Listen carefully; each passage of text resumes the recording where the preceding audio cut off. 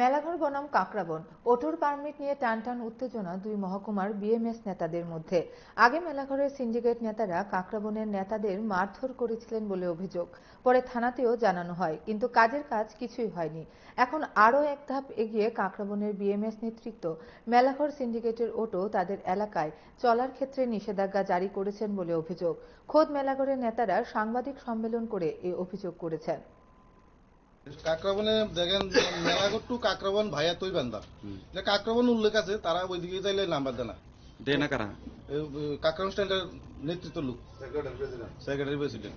কি কারণে দেয় না? কি কারণে? ভাইয়া গাড়ি হইতো না, তারা কাছে হচ্ছে ভাইয়া গাড়ি হইতো না। তারা মেইন উদ্দেশ্য হচ্ছে তারা ব্যাটারি গাড়ি ঢুকাইতে চাইতেছে এদিকে।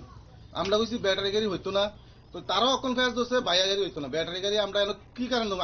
আমরাই এনে চলতে পারি না। আপনার তো পারমিট আছে। আমরা পারমিট আছে, কিন্তু ব্যাটারি গাড়ি তো পারমিটের কোনো উল্লেখ নাই। আমরা তারারে কইছি আপনার দিল্লি ভাইয়া মেলাঘর উল্লেখ থাকলে আপনি পাঠাইতে পারবেন, কিন্তু তারা মানতে নারাজ হইতো না বলে তারা।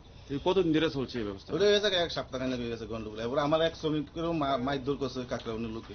না, এই বিষয়টাই তো আমরা শ্রমিকের সাথে যখন কাজ করা এই নজরটাই আমাদের, যেহেতু যে শাখার মধ্যে ইলেকট্রিক গাড়িগুলো ভর্তি করা হয়েছে তাদের জেলার মধ্যে যে কোনো জায়গার পরিষেবা থেকে আমাদের কোনো আপত্তি নেই, কিন্তু আমাদের এই রোডে এক জেলা থেকে যখন আরেক জেলার মধ্যে আসবো তখন পারমিট ছাড়া কিন্তু আমরা গাড়ি অ্যালাউ করি না, আমরা অনুমতি দিই না।